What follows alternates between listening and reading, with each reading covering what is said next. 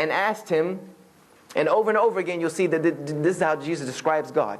Because when one man came to him and asked him, he said, "Oh good master, tell me how do I go to heaven?" Jesus didn't even answer his question. He asked him a question. He said, "Why are you calling me good? For there is no one that is good except for one, and that is God. And all good emanates from him." Jesus immediately just disassociated himself from being called what only you should call God. Immediately he does that. He said, "Don't call me good, because there's only one that's good, and that's God." And he said also about God, he said, do good works before men, so that they may glorify your Father who is in heaven. He didn't say your Father who is standing right here. He also said that no man hath seen God at any time, nor hath any man heard his voice. No man has seen God at any time. Now there is another version where in the New Testament where it's quoted as Jesus saying, "Those who have seen me have seen the Father."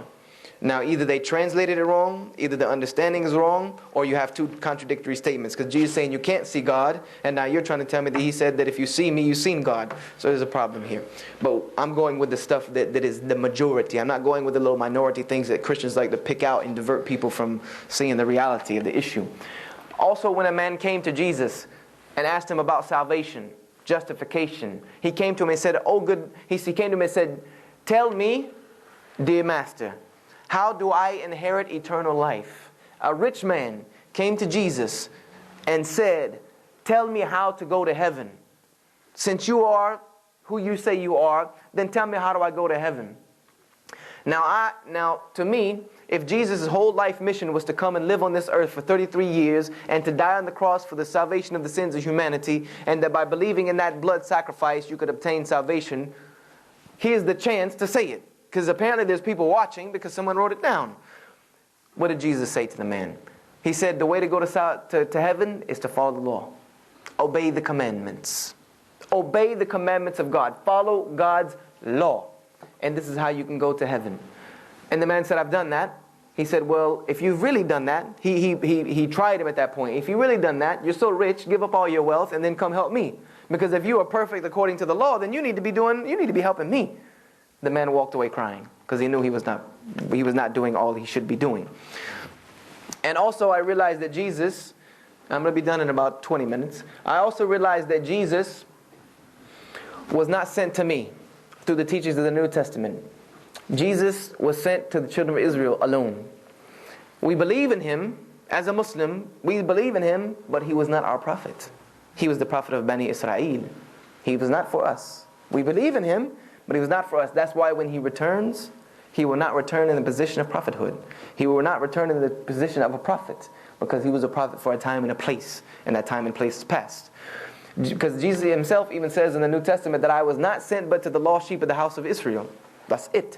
And this was the problem of the children of Israel. And I'm going to tell you, this is going to give you the whole summary of what Jesus was all about, even from the New Testament. The children of Israel were very diverted. They had deviated far away from God at this point. And what was happening was that the Pharisees, there was a group known as the Pharisees. They were the scholars, they were the ulama of the Bani Israel. They were the key holders of the temple. They were the one who went in and did the sacrifices in the temple in the holiest of holies. They were the ones who collected all the money. They were the ones who were probably they at that time were the most rich, the most powerful, the most astute amongst the children of Israel. But the biggest problem was that they were corrupt to the bone. And they were using God's law and God's religion to subjugate the people and keep the people ignorant, to keep the people poor, and to make themselves richer, and to make themselves more prominent, and establish themselves as the leaders and the rulers, and everyone else just had to do what they said and follow the way that they told them to follow it, or else they were all going to hell, basically. So they were using religion to subjugate the people. They were using finance to subjugate the people. They were using everything they could to keep the people ignorant and in poverty. And honestly, this is some of the same trickery that is being used to subjugate people all throughout the world, and Muslims, the majority. The majority of us Muslims all throughout the world are being subjugated by these very same means. So this is what they were doing. And Jesus came to knock them off that pedestal, the Pharisees. He came to let them know that this is not the way it should be run. That's why one of Jesus' first instances, one of his first things when he entered into Jerusalem, but he was not born in Jerusalem, he was born in Nazareth or Bethlehem. We don't know because the Bible says two different things. Two different things. One says he was born in Bethlehem, one says he was born in Nazareth. But anyway, when he entered into Jerusalem, one of the first things he did, or last, we don't know that either because there's two different narrations of the same story. But one of the first things he did when he entered Jerusalem, he went into the temple and he saw that there were people changing money.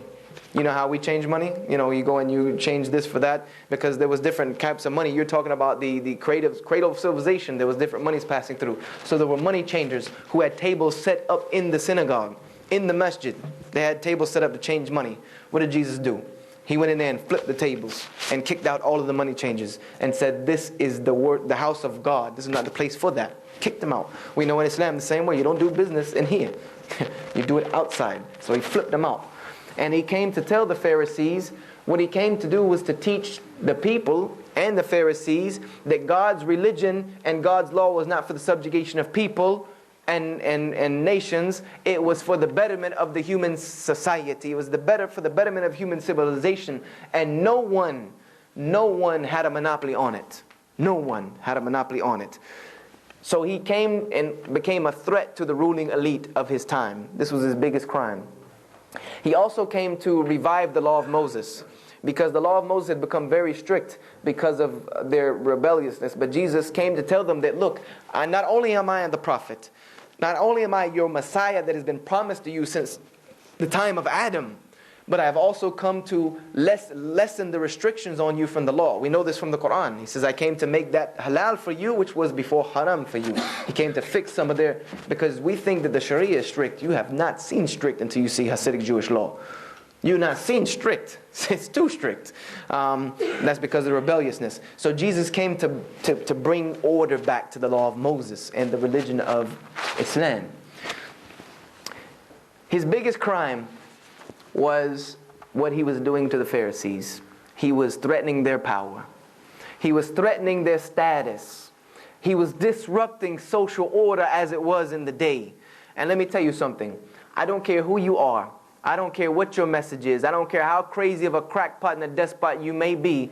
The moment you threaten the elite, the moment you threaten the social status of the day and the social order and the ruling class and how they are doing business, the moment you become a threat to that, and the moment your message becomes a threat to that, and the moment your way of life becomes a threat to that, you will become public enemy number one, and you will be targeted for this reason alone, if nothing else.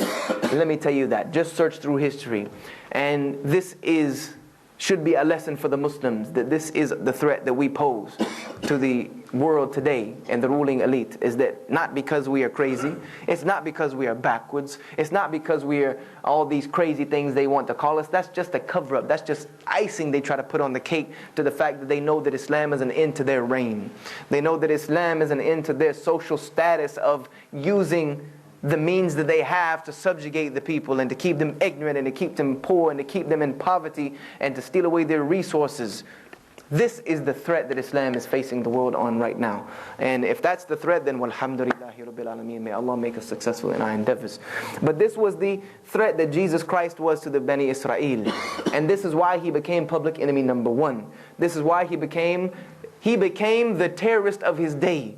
He became the number one terrorist to the Bani Israel and the ruling elite of that day. And he was marked. He became a marked man. As you know, that marked man, they issued a fatwa on him for his death. They had to get him by any means necessary. But they had to figure out a way to do it. You can't just kill this man off, and I'll tell you that they didn't want to just kill him. Killing him off would not have accomplished their goal. If they would have just killed him, no one would have done anything. Jesus had no tribe. He was from Nazareth or Bethlehem. Both of those, he didn't have a father. According to his statements, he had no father, so he has no, what tribe? What tribe are you going to bring? You have no father, you have no tribe. And not only that, but they would not accomplish their goal. And their goal was not only to kill Jesus and get rid of him by any means necessary, but their goal was to discredit him. This is what they had to do, is discredit who he is saying he is. He's saying he's our Messiah. He's saying that he is the Messiah that we have been waiting on for so long. But yet he's not sitting in the throne of Solomon ruling the whole world. That's what they thought. This, you see, this is their problem, is they thought that their Messiah, they still think this, and this, I debate with them on this a lot. They think that their Messiah should come and sit on the temple of Solomon and rule the world with an iron hand. When Jesus tried to explain to them that you have the interpretation wrong. I am not coming to give you a rule of this world. This world means nothing. This world is going to come and go. He said, the rule I've come to give you, the kingdom. My kingdom is the kingdom of the hereafter. This is what I'm trying to bring you to bring you to the kingdom of the hereafter, not of this world. But we know that this is the Jews had become so entranced by this world. That's all they could see, that all success is only here. And we know this. Allah subhanahu wa ta'ala has told us this. He has told us this, that they love this world so much that if you were to give them a life of 1,000 years, it wouldn't be enough. If you were to give them a life of 1,000 years, it would not be enough. And they say they're attached to God. Allah says that if they tell them that if you are truthful, then what? Wish for death. Allah says, but they will never do it. And this is the Jews that Jesus was dealing with. They were so entrapped in this world that if Jesus was not going to give them the world, they were going to get rid of him. And this was nothing new. This was what they had done with many prophets in the past, just gotten rid of them. So this was what they decided to do. We have to get rid of Jesus. We have to shut him up. We have to shut up his message, and we have to discredit him. And there was one way to do this. And the way to do this was crucifixion. So if we can crucify him. Why? Actually, Paul the Apostle teaches us why. Because Paul was a Pharisee. He understood the law. So he knew that when he became Paul the Apostate, and I don't call him Paul the Apostle, he left the right religion with the law of Moses, and he could have just, he left that for apostasy.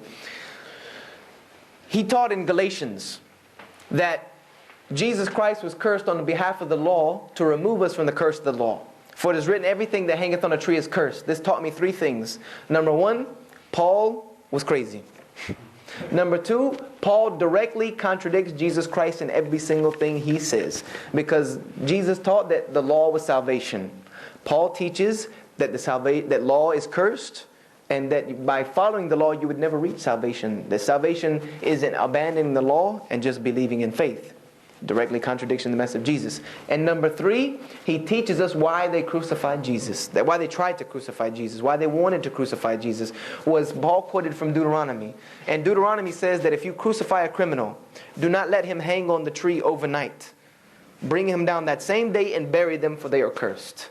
And people who are crucified according to the law of Moses, they are cursed criminals. That means that they are cursed in this life and in the next life. There is nothing for them. You are done. There is an X on your soul forever.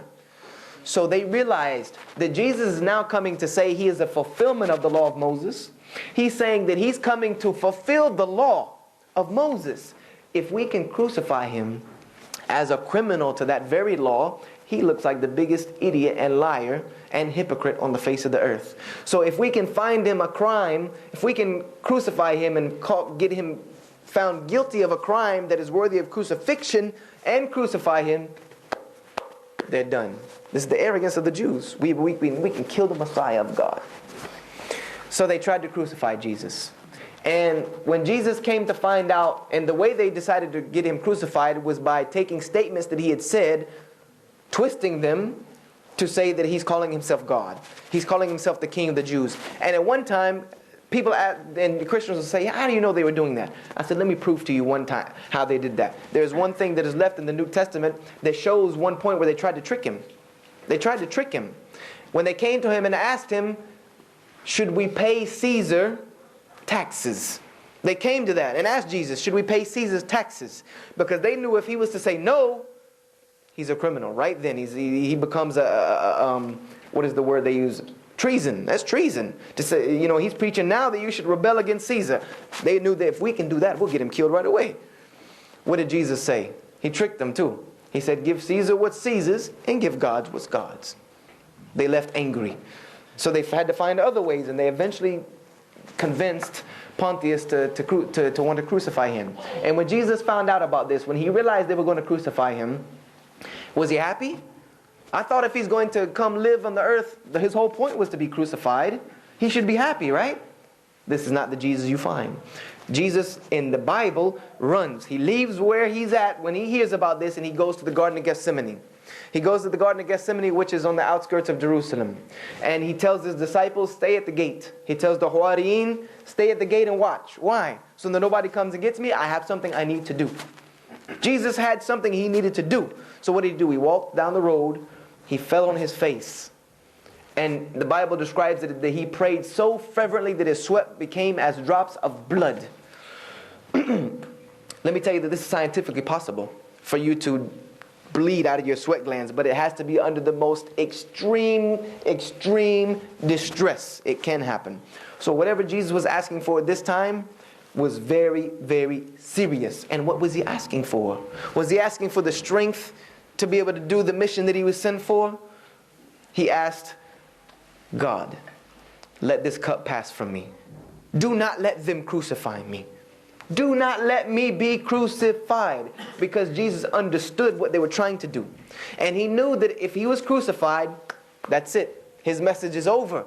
What he's done is rubbish. He will not be believed in if they can crucify him. But as a submissive slave, he says, but whatever you will, that's what I'll do. Meaning that I don't want to be crucified, but God, if it's your will for me to be crucified, qadrullahi wa ma sha'a falah. It's the will of Allah, and he does whatever he wills. And we know that anytime a prophet makes dua like this, from our aqeedah as a Muslim, anytime a prophet makes this type of dua, it is answered. It is answered. Allah subhanahu wa ta'ala does not ignore his prophets. And we also know from the teachings of Rasulullah sallallahu alayhi wa sallam, he said that every prophet, and this is the beauty of our deen, and this is why we love our Rasul sallallahu alayhi wa sallam so much. We love him so much because he said every prophet had a dua that Allah would answer. Every prophet was given one free pass that you can ask dua from me for whatever you want and I will give it to you. And he said that every prophet made their dua in their lifetime except for me. So this could have been Jesus' ticket. He could have been saying, look, I got this free dua. I need it right now. If I ever needed it, boy, do I need it now. And we know that Allah did answer that and saved him from crucifixion. Even in the Bible, it can be proven. But our Rasul said every prophet used their dua in their lifetime except for me. I saved mine to the day of judgment for you. Subhanallah. Sallallahu alayhi wa sallam. He saved it for us. His dua that Allah promised would answer, he knew we would need it. So he saved it to the day of judgment, and that will be the dua that he will say when he goes and prostrates before Allah subhanahu wa ta'ala and says, my ummah, forgive them. This is why we love our Rasul so much. So I realized Jesus could not be crucified. There's problems all throughout this crucifixion. And now I have major problems and I want to get to the end. So I went to and started asking a lot of people a lot of questions. And I finally asked the textual critic professor at Bob Jones University about this. And you know what he told me? He told me, Joshua, the Bible is a book written by the hands of men and women, passed down through thousands of years, copied by the hands of men and women thousands and hundreds of thousands of times. And they made mistakes in their copying. And some people came and added mistakes. And some people came and added more mistakes. Some scribes would read something and the grammar wasn't right, so they would just fix it. Some scribes would copy a book and the theology of the book would not be fitting with what they are being taught, so they would just change the book to make it fit. And then the originals got lost, so then there was no way to check the original, so people then just started making up things and saying it was this and that and this and that. And he said, and the scholars have tried their best to come to the original conclusion of what the author may have wrote, but they have only done their best. So what you have in your hands is a book written by men and women who left their fingerprints on it. And it is not perfect. So this is why I told him, I said, you know what? I said, this is not God's book. He's like, why? No, he told me, but the people who believe in it, this book, they believe in it by faith. Here we go again. And that is that faith which leads them to salvation. I said, that's number one, that's foolishness. It's what you just told me. It's craziness. Number two, this cannot be God's book. And I'll tell you why. I said, God is perfect. Everything about him is perfect. Therefore, his religion should be perfect. His prophets should be perfect. His book should be perfect. Everything about his way of life and his method of operation should be perfect. His prophets in this book are not perfect. This book is not perfect. So either I have a problem understanding God, or this is not God's book. So I left Christianity altogether. And I started to look for the religion of God, because I knew God existed. No fool in his right mind was ever going to convince me that God didn't exist. I was a student of astronomy, and I've loved astronomy all my life. It's one of the most fascinating subjects I've ever dealt with. And you're not going to tell me by looking at all of this around me that it happened by chance. I'm not that much of a fool. I was raised with a little more sense. So I started studying other religions. I studied Judaism, Buddhism, Hinduism, Taoism, Confucianism, Wiccan, which is magic and all that good stuff. I was a martial artist all my life. I had 2 black belts and was working on my 3rd. So I studied Bushido, which is the samurai code of conduct, and I read the Hagakure and all of that. But there was one condition I had if I was going to accept another religion. Number 1, it had to be perfect. And number 2, there had to be something they could take and tangibly place in my hands to show me the validity of your religion. And you know why? Because my grandfather used to always tell me, and I remember this at this point in my life, whenever I would tell him, you know how we tell our parents, I swear that's the truth. That's the truth. I'm telling the truth. Come on, we know our kids tell us this all the time. We told this to our parents. My grandfather would always rebuttal to me. He would say, well, you know what, young man? The truth always comes with proof. So if you're telling me the truth, where's your proof? He told me the truth always comes with proof. So if somebody tells you they're saying the truth, you ask them for proof. And if they can't give it to you, it's rubbish. So this was what I wanted. I didn't want you to just tell me your religion. I wanted you to prove it to me. Prove it, prove it, prove it. So I read the Torah again from the Jews, who said that even the one in the Bible was a little messed up. So I read theirs, still messed up. I read the Talmud, messed up. I read some of the Vedas, For those of you from the Southeast Asian continent know that in 30 years I could not have read all the Vedas, but I did read the Bhagavad Gita and some other ones. Messed up. Hinduism, you don't really need to read all the Vedas to see the foolishness in it. You can just study their basic belief system that Krishna stole Shiva's husband, or they slept with his sister, and all kinds of crazy stuff, man. They're warring with each other, and one of them killed the other one, and it sounds like a soap opera rather than a religion to me. I read the teachings of Tao. I read the teachings of Buddha, which I don't know why Buddhism is a religion, because Buddha never mentions God. He never even alludes to the fact that God, and his allusions even doubt that there is a God. I read the teachings of Confucius. I read the Wiccan Book of Spells. I read the Hagakure, the Samurai Code of Conduct. Pretty good for some of the things, other than if you're dishonored, you stick your sword in the ground and jump on it. But there's a lot of things that are messed up in there. And what I saw was much of the same things. Some things that were logical, some things that were rational. And this is one thing that the textual critic professor told me that I could not believe. He told me that the reason people believe in the Bible is because they have faith beyond the reason to understand. They have faith beyond the reason of understanding. And that I told him, I said, so you mean you want me to take my same logic, rationality that God gave me as a gift to understand Him, and turn it off in order to understand His religion? This is craziness. He gave me my intellect for a reason. God's way should agree with reason and intellect. And this is what I found in other religions. This was not the case. And I read a book about Islam. And the book about Islam said that Muslims, M-O-S-L-E-M, that's a derogatory word in the Arabic language. It said that Muslims worship a moon god called Allah, who lived in a box in the desert in Saudi Arabia, and that Muslims had many wives whom they beat all the time, and that the greatest duty of a Muslim was to kill a non-Muslim at any time, at any place without discretion, and that by doing so they would get virgins when they went to heaven. So needless to say, I put the book about Islam back on the shelf, and I went like this to try to mark Islam off my list. I didn't want anybody to see that I even had the word Islam on my paper.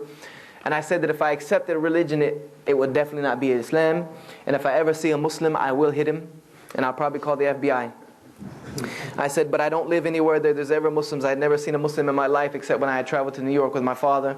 And I was living in South Carolina, so there's no Muslims here. I might not ever go back to New York if this is how Muslims are. So at this point, I wrote religion off in my life.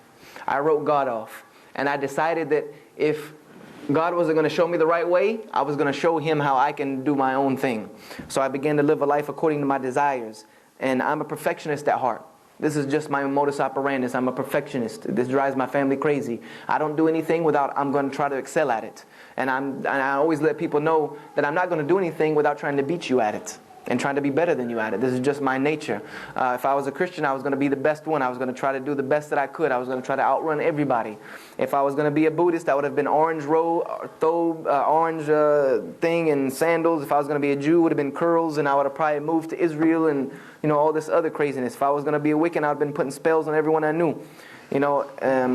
So when I went after the dunya, when I went after the streets, I became a proper, street credentialed thug. I wanted to be the proper street gangster, and I had a lot of catching up to do. And so I was ready to knock over as many people as I could to get to the top. And I was trying to do it as rapidly as I could. I was drinking, partying, the whole thing. And since I had an anger issue, I was angry at everything. And at that point, I thought I was Bruce Lee reincarnated. So anyone that gave me the opportunity to prove that, I was going to do that. So I was getting in a lot of fights. They got me into a lot of trouble. One of them got me arrested because I beat up a young man at a payphone because he would not get off of it quick enough. So I promptly made him get off of it. And just so happens he was the son of a judge who heard criminal cases, who made sure he heard my case. And the worst part about it is I didn't even get to use the phone because I smashed it over the young man's head and broke it. So I was going down the wrong road. Two things changed that because I want to get to the end. The first thing that changed that was I got into a car accident that I should not have lived from. Me and my friend were partying at Clemson University. Oh yeah, remember the scholarship I told you about? Lost it. Lost it because of the fight. But I was partying at Clemson one day, and on the way back, me and my friend got into a car accident where we destroyed the car. We flipped it over and over and over, and the car broke in 2 pieces. And when the state trooper came, he saw the wreck, and he said that I've been to a lot of wrecks, and people don't live through wrecks like this. And you boys are standing here looking at me unharmed. My friend had a broken ankle. I had a cut in my arm. He said, and he told me that I tell this the same to people who have things like this happen in their life, that this does not happen without God's hand playing a role in it. You are still alive for a reason. God has continued your life for a purpose, and you need to figure out what it is. I laughed, and in my head I'm thinking, the man's out of his mind. God, if he had a purpose for me, he had the chance to show it to me, and he didn't. So I looked at my friend. I was like, he must be talking about you. God must have a purpose for you. Maybe he saved me just to keep you alive, so appreciate it. Later on, a couple weeks later, I went to New York City to visit my father, but I decided not to visit my father. I decided just to go party. Me and my friend decided to go up there and party. We lied to our parents and told them where we were going, and we went to New York. And I got robbed at gunpoint at an ATM machine. A man put a gun in my face, and he had the intention of robbing me, but he was not going to take the chance that I got away. So he put the gun in my face and pulled the trigger and tried to blow my head off in Brooklyn, New York. Tried to blow my face off. I'll never forget, on Fulton Avenue. Tried to take my head off at an ATM machine. And the gun didn't go off. And we ended up in a struggle, and I got away. I ended up knocking him down and ended up running away. And when I told my grandmother about this incident, because I started to have nightmares, bad nightmares about these incidents, and I started waking up screaming and sweating and all that good stuff, my grandmother told me that God has a purpose for your life. I'm like, here we go again. She said, God has a purpose for your life, and He really has tried to show it to you. And if you do not see it, you're the most ignorant person I've ever met. And I did not raise an ignorant person. And if your grandfather were alive, which he had passed away in 93, he would beat you probably till up and down the street and back, which he would have. I wouldn't have been getting away with all that stuff anyway. She said, so you need to figure out what God's purpose is. I said, I've already tried. I didn't find God. She said, God didn't go anywhere. You just haven't looked in the right place yet. She didn't tell me to go to church or anything. SubhanAllah. So I became a deist who believes in God without a religion. And at that point in my life, I was 18 years old. I began to get on my hands and knees and ask God that if you want me to know the truth, you need to guide me. Because this is how prophets prayed, on hands and knees. So I got on my hands and knees and said, God, if you want me to know the truth, here I am. This is probably your last chance. Take it or leave it. Eventually I met a Muslim. And this Muslim I had known throughout high school, but I never knew he was a Muslim. Number one, because he was an African American. Thought all Muslims were Arabs. Number two, I did not know he was a Muslim because I did not know that Muslims, along with their worship their moon god and beating their wives and killing non-Muslims, I didn't know that they could sell drugs, which was what this guy did for a living. So I was at his house one day, and me and my friend were debating about religion, and he said to me, have you ever heard about Islam? I'm like, yeah. I heard all about that one. He was like, well, I'm a Muslim. I was like, come on, man, quit joking with me. You know, like, I'm talking about real Islam. You're talking about like Nation of Islam and 5%er, you know what I mean? That's not what I'm talking about. He's like, no, I'm a real Muslim. I was like, you can't be a real Muslim, man, you black. He's like, you think I don't know that? And I told him, I said, but all Muslims are Arabs. He was like, no, they're not. He said, actually, the smallest, the minority of Muslims are Arabs. And I told him the other things I knew about Islam. He was like, man, what in the H-E-double-L have you been reading? This is probably written by someone who hates Islam. He said, actually, Islam is probably the complete opposite of everything you read. So I asked him, what is Islam about? He told me, I cannot tell you because I'm not the best Muslim. I don't even really practice my religion the way I'm supposed to. He said, but I can show you somewhere to go. You can come with me and I can take you to where they know about it. And I was like, okay, where? He said, meet me on Friday at the mosque for Jummah. I was like, okay, I understood meet me Friday. Then you lost me with mosque and Jummah. He said, the mosque is just like a church. And Jummah is just like church service with no chairs. I said, okay, chairs were the worst part about church, the pews. I said, where is it? You know, I thought we were going to have to drive like 200 miles, you know. Never seen a mosque. He's like, it's on Wade-Hampton Boulevard. I'm like, man, now I know you're playing with me. I live off Wade-Hampton Boulevard. There's no mosques in Wade-Hampton Boulevard. He said, you know where Lee Road intersects Wade-Hampton? I said, yes, I live on Lee Road. Now I really know you're playing games with me. You just need to stop, man, you know, with the foolishness. He said, you know that missionary training facility on the corner? I said, yep. I used to take classes there to become a missionary. No mosques. He's like, you know that little brick building with the gold thing on top? I'm like, yep, the gym. He said, nope, that's the mosque. Because they're in the same parking lot. I was like, oh my God. I wasn't surprised like, oh my God. I was surprised like, oh my God, these crazy Muslims live at the end of my street, man. You know, they live across the street from me. Crazy Arab Muslims. So I went home and I told my grandmother, did you know those crazy Arab Muslims live down the street from us? She was like, yeah, I know that. I was like, why didn't you warn me? I used to go there late at night, man. They could have already gotten me. It's like, those people are fine. Leave them alone. They don't bother anybody. And actually, the funniest thing was that their mosque burnt down a few years ago, and there was a box outside, you know, to rebuild it. And when I was going into the missionary facility, since I thought that was part of the church, I was putting money in the box to build the mosque. Anyway, it's a whole nother ball of wax right there. So I told her I was going on Friday to there for Jummah. She was like, okay, just be really careful. I was like, oh, now they're dangerous. Now I'm going there now, right? So I went on Friday and sat outside the church. I'm not just running up in the mosque. You know, I'm not no fool. I'm watching who's going in this mosque. And who goes in the mosque on Friday? Arabs, maybe some Pakistanis, but at that time you all look the same to me. Few Africans, but no American stepped foot in the building. So I'm like, check one. All Muslims are Arab except a few Africans. Off the list. And now it's 1:20 and Musa's not here. The guy Musa, that's what we called him. He's not here, so I'm paging him. Cell phones weren't really rampant at that time, so I'm paging him and he's not answering me. Come to find out later, he got locked up that same day. That's why he's not there. So the imam pulls up in front of me and he gets out and he asks if he can help me. I told him, yeah, Musa invited me to Jummah. And I didn't know he's the imam, I just know some Egyptian guy, or some Arab guy. I couldn't find out it was the Egyptian man named Muhammad who was the imam. He said, oh yeah, we know Musa, he just doesn't come that much. But you come in, we'll take care of you. So he brought me in, put me in the back. They put me in the back and gave me a chair. So I'm sitting here in this chair looking at all these Arabs in front of me. There's a curtain behind me. And there's women behind the curtain chattering. And I'm like, why do they have to be behind the curtain? I didn't even see them go in because the entrance is around the back. I said, I bet you it's because they have too many bruises from all the beatings. Nobody can be seen. They can't be seen. So they're behind the curtain. And I'm looking at all these Arabs, and you know what starts to come into my mind? If any of you have kids, you know what I mean. My spider sense starts going off. I have a 4-year-old, so I know Spider-Man. When Spider-Man's around danger, he starts tingling. Starts to have a little tingle sensation. Well, I started to get this tingling sensation that I've been set up. And I started to think to myself, you know what, I've probably been set up. Because you've been set up before and it felt kind of like this. I said, I bet you this guy Musa's working with these dudes here. Or he's been in the same situation, and because Musa was not the most trustworthy of characters, believe me.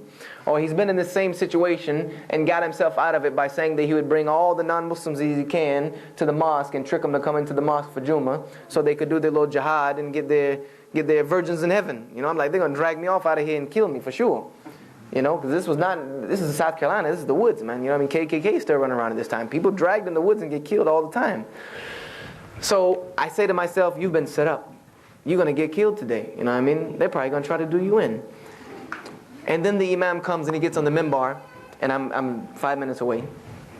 And I'm thinking to myself, this imam seemed very soft-spoken. I don't think he's going to command everyone to kill me.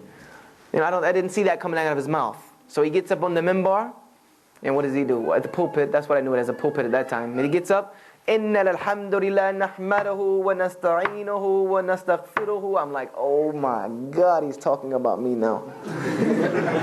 They're gonna get me for sure. This man is screaming in Arabic. He's pounding on this thing. He's pointing in my direction. I'm like, yep, that's it, I'm done. And he's screaming. I'm freaking out, figuring out how many old Arab guys I can knock out on my way out the door. Or should I take my chance with the women? But I know from growing up that you don't want to take your chance with a group of women, and that might be where they keep the weapons, behind the curtain. Or can I go through the window? I'm trying to figure out how to get out of here. But then the imam stops screaming at me in Arabic, and he starts to translate what he said. That all praise belongs to God alone, who is the creator of all that exists. We praise Him, we seek His help, we seek His forgiveness. You know how it goes in English. And I was like, wow, this is some of the most beautiful rhetoric I've ever heard. And the khutbah that day was about the forgiveness of God. That the forgiveness of Allah subhanahu wa ta'ala is open to anyone, at any time, at any place, without discretion. And he said there's only 3 ways. I will not forget this khutbah, inshallah, unless Allah removes it from my memory. He said there's 3 ways that you cannot be forgiven. He said, number 1, that your soul has reached your throat, meaning that death has come to you. After that, no forgiveness. He said, number 2, if the sun has risen from the west. I had no idea what this man was talking about at that point. He said, number 3, the only way you cannot be forgiven is if you knowingly worship something else other than the Creator. Other than that, anything you can do, you can think of, God is able to forgive. And it was based on a story of Gibreel alayhi salam and Rasul sallallahu alayhi wasallam, when Gibreel told Muhammad, peace be upon him, that to tell the Muslims if they commit this certain sin, like they steal, Allah will forgive them. So he would tell the Muslims, and then the Muslims would ask him about another sin, and he would have to go back to Gibreel. Gibreel would go back, come back, and say, okay, Allah will forgive that one too. And this took place until finally, Gibreel alayhi salam came back from and said, tell the Muslims that Allah says this. Tell them that no matter what they have done, no matter how great the amount of sins they have are, that as long as they do not willingly associate a partner with Allah subhanahu wa ta'ala, Allah will forgive all of it. This was his khutbah. And I was like, wow, this is amazing. I have never heard it laid out like this. But this is what I believe, that God created me.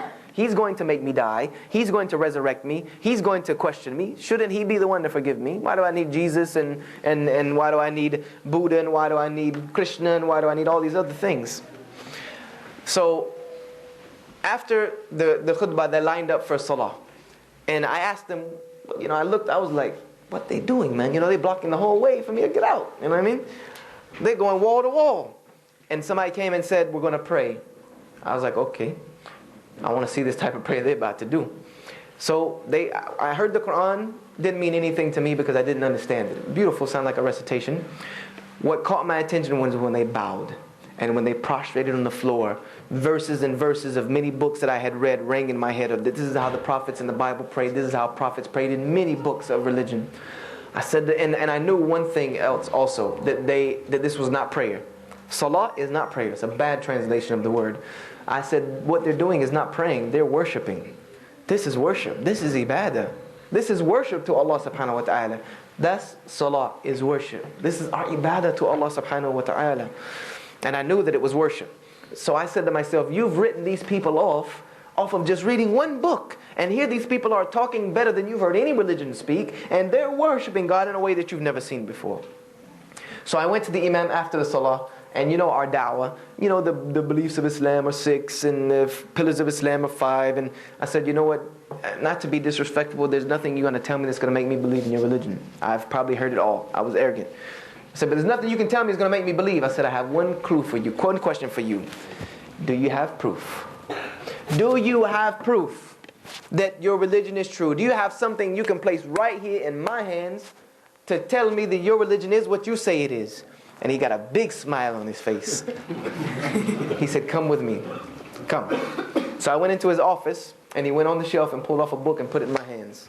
You know what that book said on the front? The Holy Qur'an. He said, this is our proof. And he explained to me what the Qur'an was about, that it was revealed to Muhammad, so and so. I said, okay, if your book is what you say it is, it will say it for itself. So I took it home and started reading it. The first chapter looked like the Lord's Prayer to me from the Bible when Jesus taught his disciples how to pray. What caught my attention more than anything and made me want to read the book so badly was the second verse of the second chapter, where this book is telling me, and I had the noble with all the parentheses, that this is the book wherein is no doubt, no discrepancies, no contradictions, no errors, and it is a guidance for those who fear God. I was like, oh really? Oh really? This is a challenge. I said, are you serious? This book is challenging me at the beginning and saying it has no discrepancies, no errors, no contradictions, and it's a guidance. I said, I found discrepancies in every book. I'll find it in this book. So my initial reading of the Qur'an was to challenge it, was to find the contradictions, was to prove that verse wrong. So I started to read all of the Qur'an, and I noticed names that I had known all my life. I noticed Abraham, Moses, Noah, David, Jesus, Lot, Zechariah, John the Baptist, Mary. All of these names I knew. But there was a difference between these people in this book. They were prophets.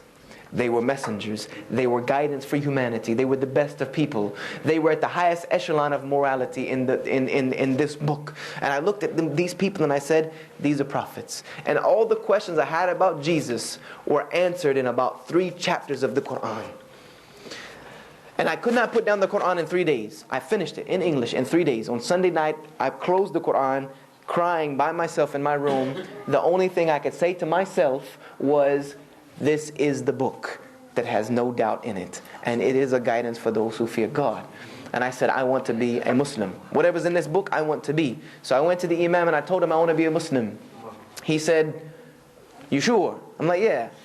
He said, you believe that there's no God worthy of worship except one God? I said, yes. I've always believed that. I've just never been given it like this. And this book is what you say it is. He said, but you also have to understand who is Muhammad. And he started to try to explain to me Muhammad. And I said, I have one question for you that will explain Muhammad. Did he give us this book? He said, yes. I said, then he's a prophet. This is his validity. This is his proof of Muhammad and who he was. This is the greatest proof that it can exist for him. Because I know God is perfect. I know this book is perfect. Therefore, the in-between, the medium of the book, who is Muhammad, is perfect. That's all I need to know. La ilaha illallah Muhammad Rasulullah. So I accepted Islam on this day in December of 1998. And I've been a Muslim ever since. And the reason I do what I do, and I'm going to close in 2 minutes because I'm going to have to, this brother's probably going to have to kill everybody between here and Fulham to get me there on time. But the reason I do what I do and I tell my story is because I do not want any single human being on the face of the planet to have to go through what I went through to come to the truth that you have been born with. And this is the sad thing, that a lot of us have been born with this beautiful light, and there's so many people right here in Lewisham, Kent, that don't know what you know. And they want to know, and they need to know, and it's for their betterment. But we keep it contained in our masajid, we keep it contained in our home, and we keep it contained in our hearts. And this is one of the greatest, oppressions that we have done to humanity, is deny them the truth. I don't want anyone else to have to suffer like I suffered. That's why I don't care if it costs me my life traveling the world for the rest of my life. As many people as I can reach that don't have to suffer anymore, that's what I'm going to do. Because I don't want anyone to go through what I went through, because I could have been lost. When Allah says in the Qur'an that you were verily on the brink of the pit of the fire and we saved you from it, I feel that. I feel that very sincerely. And I don't want anyone else to suffer. And I'm going to finish with this statement, that this is us. This is us. Jesus is purported to have said in the New Testament, I don't care who said it, it's so profound, that no one would bring a candle into their home and then place a bucket on top of it, because then no one benefits from the light. But they would bring the candle into the home so everyone can be of a benefit to the light. You, brothers and sisters, have the most beautiful light that exists. It is the light that Allah subhanahu wa ta'ala gives to the Muslim, and to the Muslim alone. And Allah subhanahu wa ta'ala says He is the light of the heavens and the earth. It is the most beautiful light. Let me take it from someone who's been on the outside looking in, and who has caught a glimpse of that light. It is the most beautiful thing that exists on the face of the earth. And it will draw people to itself more than a street light draws moths to it at nighttime. The only thing we need to do is remove the bucket that we have on top. Live our Islam openly. Live our Islam on the outside, in the streets, in the markets, in your work, everywhere you go. Take Islam with you. As Allah says,